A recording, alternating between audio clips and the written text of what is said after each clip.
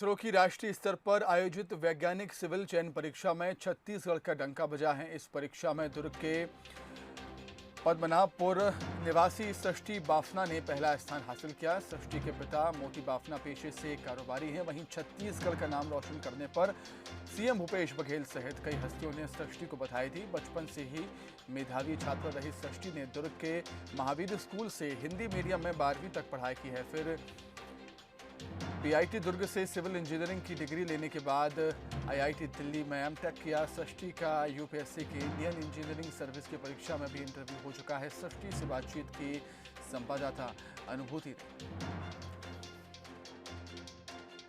इसरो की राष्ट्रीय स्तर पर आयोजित चयन प्रतियोगिता में दुर्ग की सृष्टि बाफना ने देश में पहला स्थान अर्जित कर न सिर्फ दुर्ग बल्कि पूरे छत्तीसगढ़ को गौरवान्वित किया है। इस वक्त हमारे साथ सृष्टि मौजूद है। सबसे पहले सृष्टि, बंसल न्यूज़ की ओर से आपको बहुत सारी शुभकामनाएं। Thank you so much ma'am. देखिए, किस तरह का रहा ये जो आपका पूरा सफ़र था, किस तरह का रहा?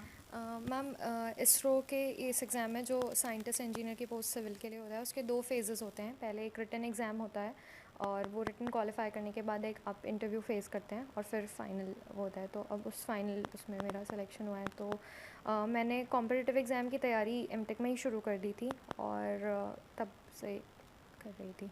लोगों को ये लगता है कि हिंदी मीडियम से निकलकर शायद वो बहुत सफलता की ऊंचाइयों तक नहीं पहुंच पाएंगे, और इस मिथ्या को आपने तोड़ा है। हिंदी मीडियम से निकलकर आज आप देश की सर्वोच्च संस्था में आप अब अपनी सेवाएं देने वाले हो। क्या कहना चाहेंगे उन लोगों को जो ऐसी सोच रखते हैं?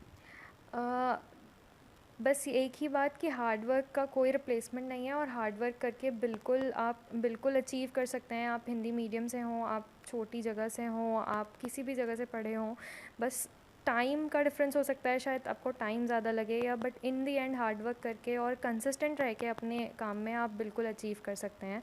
और बस यही मेरा मैसेज है। देखिए, किस तरह से आपकी जो पढ़ाई रही वो किस तरह की रही, और जो ये सफलता आपको अर्जित हुई है, किस तरह से आप पूरे पढ़ाई को टाइम देती थी, किस तरह से आपका जो जो शेड्यूल था किस तरह का था? मैम, मैंने कॉम्पिटिटिव एग्ज़ाम्स की तैयारी एमटेक के टाइम शुरू की थी और तब एमटेक के टाइम मैं एमटेक के साथ ही तैयारी कर रही थी। तो मैं कोशिश करती थी कि क्लासेस के बाद 6 to 8 आवर्स निकालूँ अपनी पढ़ाई के लिए।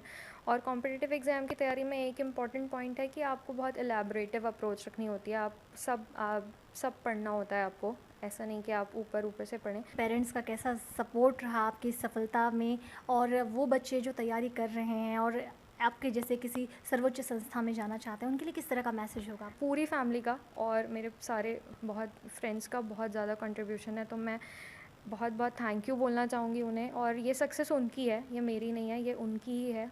और वो खुश हैं, इसलिए अच्छा लग रहा है काफ़ी। तो देखिए, सृष्टि अपनी पूरी सफलता का जो श्रेय है अपनी फैमिली, अपने फ्रेंड्स को दे रही हैं, और सृष्टि की सफलता से ना सिर्फ दुर्ग बल्कि पूरा छत्तीसगढ़ आज गौरवान्वित महसूस कर रहा है। बंसल न्यूज़ के लिए दुर्ग से अनुभूति भाकरे ठाकुर।